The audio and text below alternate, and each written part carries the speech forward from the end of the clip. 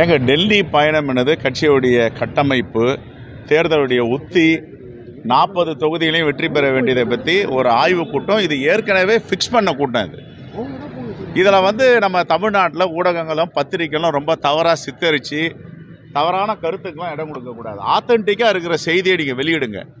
நாங்கள் யாரும் அது மாதிரி ஆத்தென்டிக்காக எதுவும் சொல்லலை. அவங்க இஷ்டத்துக்கு என்னென்னவோ எழுதுறீங்க. இது அரசியல் ஒரு நாகரிகமான செய்தி கிடையாது. இப்போ நாங்கள் திராவிட முன்னேற்ற கழகத்தை கூட தொடர்ந்து 4வது 5வது முறையாக ஒரு வெற்றி கூட்டணியாக அது அமைஞ்சிருக்கு. பேச்சுவார்த்தையை நடத்திட்டு இருக்காங்க புதுடெல்லியில் எங்கள் தலைவர்கள். எங்கே எங்களுக்குள்ளேயே பிரச்சனை வந்தது? ஒரு பிரச்சனையும் கிடையாது. எதற்காக யூகங்கள் நீங்கள் பாட்டுட்டு ஏதாவது ஒன்று செய்தியை போடுறது, பரபரப்பை ஏற்படுத்துறது? தயவு கூர்ந்து பத்திரிகை நண்பர்களுக்கும் ஊடகங்களுக்கும் இதுமாரி ஒரு ஆத்தென்டிக்கான அங்கீகரிக்கப்பட்ட செய்தி நாங்கள் கொடுக்காம எதையும் யூகத்தின் அடிப்படையில் வெளியிட்டு குழப்பங்களை ஏற்படுத்த வேண்டாம். யாரும் குழப்பத்தை ஏற்படுத்தல. வேற ஏற்படுத்துறாங்க. 26ஆம் தேதி தலைவர் நினைவிடம் திறப்பு விழா. நீங்க 27ஆம் தேதி உங்களுக்கு ஃபங்க்ஷன் இல்லையே.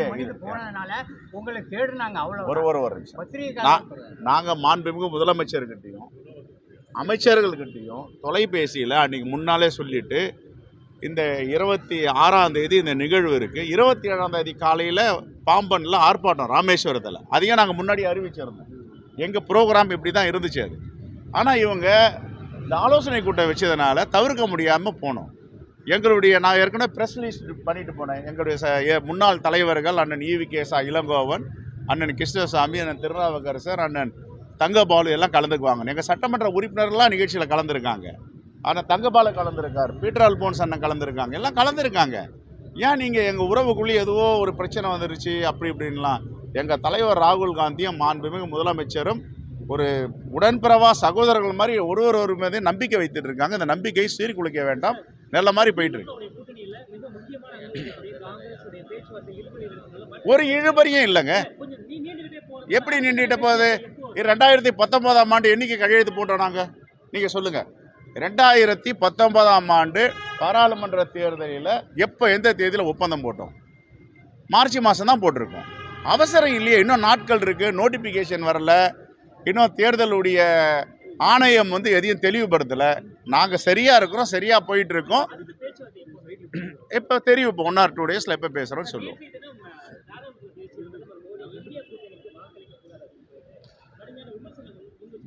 இந்தியா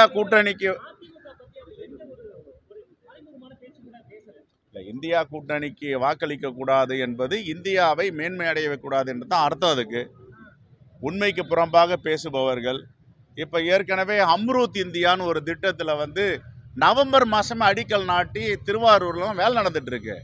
அரசியலுக்காக ஒரு மாயை ஏற்படுத்தி பல்லடத்தில் போயிட்டு இப்போது அம்ரூத் இந்தியா திட்டத்துக்கு அடிக்கல் நாட்டுறாரு. எய்ம்ஸுக்கு எத்தனை முறை நாட்டினாங்களோ, எவ்வளோக்கு உண்மைக்கு புறம்பா செஞ்சாங்களோ, அதுமாரி எல்லா திட்டங்களும் உண்மைக்கு புறம்பா செய்கிறது தான் பாஜக பிரதமருடைய வேலை. ரைட்.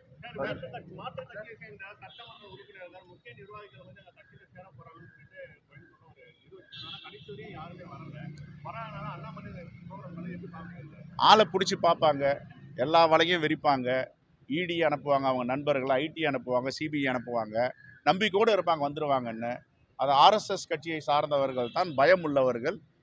இந்திய தேசிய காங்கிரஸில் பயமற்ற கன்றுகளாகத்தான் எல்லா தலைவரும் இருக்காங்க. நன்றி, தேங்க்யூ. இப்படி அராஜக செயலாம் வன்மையாக காங்கிரஸ் பேரியக்கம் கண்டிக்கிறது. அராஜகத்தை எல்லாம் கைவிட்டுட்டு ஜனநாயகத்துக்கு திரும்ப வேண்டும். நன்றி, தேங்க்யூ.